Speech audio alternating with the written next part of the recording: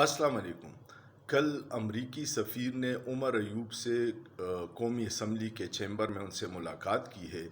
اس ملاقات کے پس پردہ ایک یہ کہانی ہے جو عمر ایوب نے پھر اپنے پریس کانفرنس میں بتائی کہ امریکی سفیر نے ہم کو اپروچ کیا اور ہم نے کہا کہ آپ تھرو پراپر چینل آئیے۔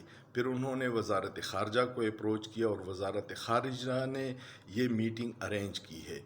دوسرا اس کا یہ پہلو ہے کہ امریکہ میں نومبر میں الیکشن ہو رہے ہیں اور وہاں اکثریت پاکستانیوں کی جو عمران خان کے سپورٹر ہیں وہ ٹرمپ کے حمایتی ہیں۔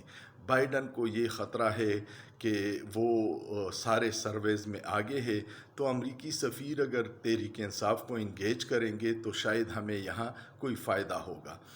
لوگ اس پہ بڑا تنقید کر رہے ہیں کہ تحریک انصاف تو امریکہ کے خلاف تھی۔ تحریک انصاف امریکی مداخلت کے خلاف ہے، امریکی عوام کے خلاف نہیں ہے۔ سوچئے، سوچنا جرم نہیں ہے۔